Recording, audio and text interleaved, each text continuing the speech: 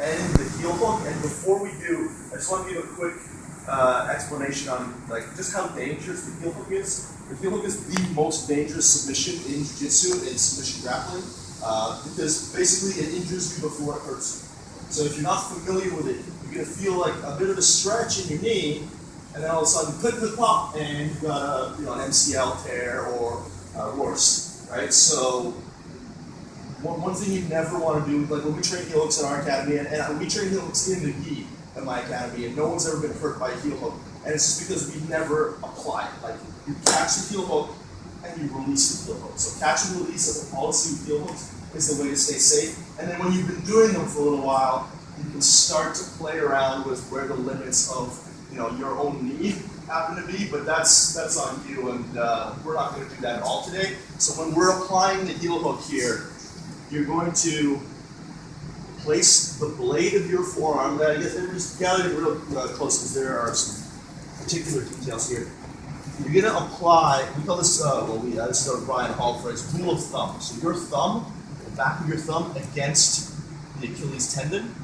A common error with the heel hook is to use the muscle, the meat of the hand. So you can now, if Richie closes his arms right now to get this nice and tight, I can turn that in. Like, you see people lose heel hooks all the time. Yeah, as tight as you like, man. Go as tight as you like.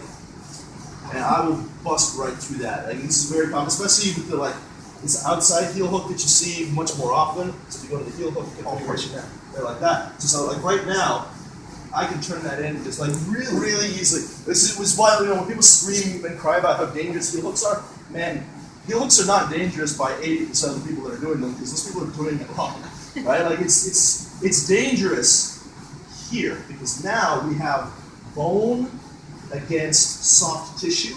So he cuts my Achilles tendon off, which makes it harder to even move my foot. And then he pinches his elbow together, and he pinches his elbow to his rib cage. So now, for me to rotate my heel bone through his radial bone would mean that I found a way to provoke the laws of physics in our universe, right? Bone is not going to go through bone. If he keeps this tight and he moves to the muscle, bone will push through soft tissue to a certain degree. So first off, I want you doing the heel hook correctly. Here and here, like that. Elbows tight. The way that I teach this in our gym, just so you can kind of remember how to place your hand, is you ask yourself the question, who's about to wreck someone's knee? This guy.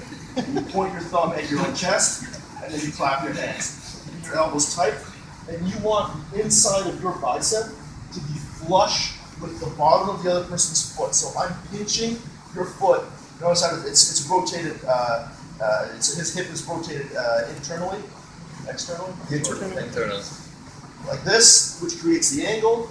I pinch, trapping the guy's foot, point my thumb at myself, close my elbows. No point will we add any force. We'll just get here, and when your partner gets there, so he's got the heel hook all the way, 100%. Elbow on the floor, bro? Elbow on the floor for now. Just so that you're not, no one's kind of slipping around. Because you can absolutely do it from here. Sure. But now you're kind of unstable, so because we're not, we don't want to hurt anybody, we're just going to put our elbow on the floor, and once he establishes the heel hook here, pinches it tight, I'm going to loop my hand through the back of his bicep, I'm going to rear naked choke. So now you want to try to apply the heel hook?